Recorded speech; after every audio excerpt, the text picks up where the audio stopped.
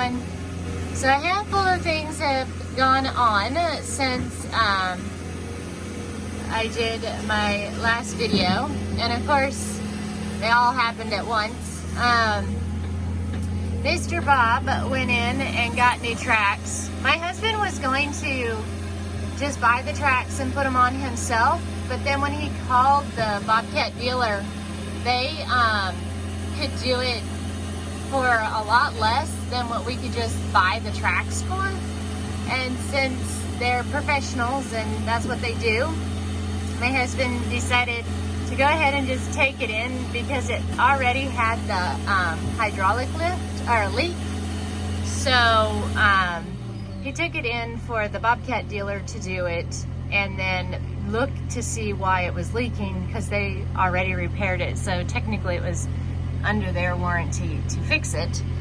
And so he took it in and had the tracks replaced, and they said they found a small leak and repaired the hydraulics. So that was that. And then while it was in there, he said to go ahead and do a tune-up on it just to make sure that the filters and stuff were all cleaned out. So $5,700 later, Mr. Bob is back in commission. So I guess the lesson is, if you like big toys, you're gonna pay big bills when they need to be fixed.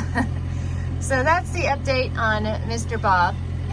My husband is going to go ahead and go down to the bottom pasture and cut the grass down there where the horses aren't eating it, because that's where they've been going to the bathroom, so the grass is just really high. So he's going to go ahead and do that this morning. And it's this morning, but I always say tis morning. I don't know, it's just always what I've said. And the other thing that happened on the exact same day that my husband took the truck and the Bobcat to the Bobcat dealer, which was about 45 minutes away, Dream decided she was going to injure her eye. So I will show that to you now. So Dream is much better now than she was when I took her to the vet. This is her good eye. They're mowing the lawn today as well, which means they had to unplug the extension cord. So I don't have any power in the barn at the moment, so it's really dark. Sorry about that. But a little bit of a backstory. I'm going to try to do it quickly.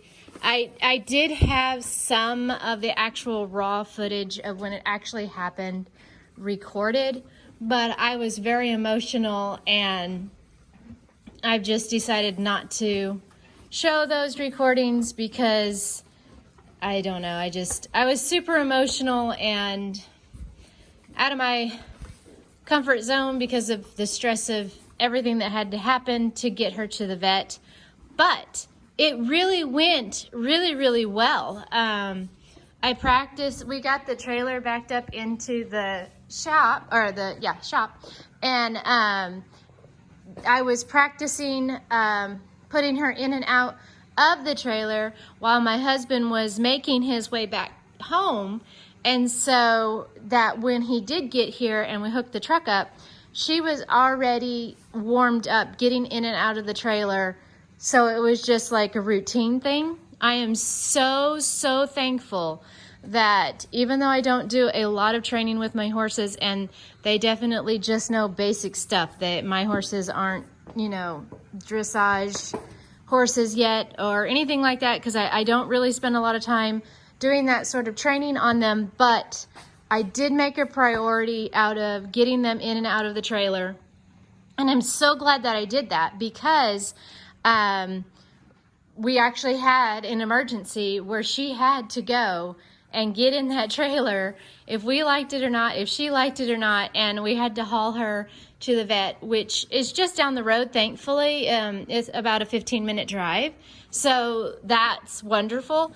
But getting her in and out of the trailer was something I definitely had to do. And she loaded up like a champion. She did such a good job. I stayed in the trailer while my husband closed the door, because that's the only part of the trailer training that I was still working on was having them be calm while the door was closed. So I just stayed in the trailer with her. My husband closed the door, and then he opened up the escape door for me, and I jumped out there, and then I just left her untied, and I took her halter off so that she wouldn't get caught on anything, and we hauled her into the vet. We got to the vet. She had to go in this really, really dark, scary room, and she didn't want to go at first, but she listened. She did such a good job. She followed me into the room. They had to put dye in her eye. I'm going to show some pictures of that and what her eye looked like right now. So if you're squeamish or you don't like to see an animal that's injured, just zoom past this part because they're not pretty pictures.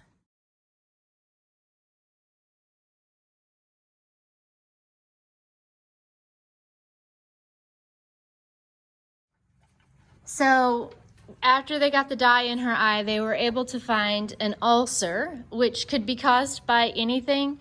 They said that maybe she got stung by something, and it actually like literally stung her actual eyeball, or it could be from the tall grass, which I had no idea, but the grass seeds that's in tall grass can sometimes get in the eye and like scratch the eye.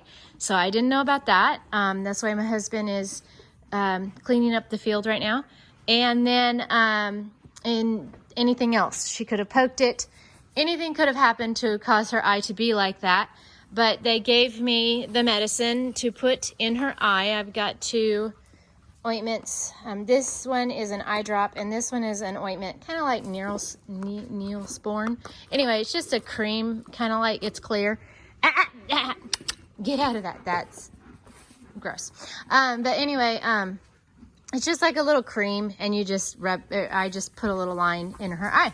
So this is what her eye looks like now. She's shaking her head, and it's really dark in here. Like I said, I'm sorry about the lighting. Let me see. So there's what her eye looks like today. So obviously much better. You can't see from in here, but the pupil is really dilated, and there is a little white spot. In the picture I showed you, the little green circle that's on her eye from the dye is the ulcer, and that spot in her eye is a little bit white still, but not terrible, and obviously the swelling has gone down. So I put this medicine on her twice a day for a week, and then we have to take her back, and he will recheck her eye and give me further instructions.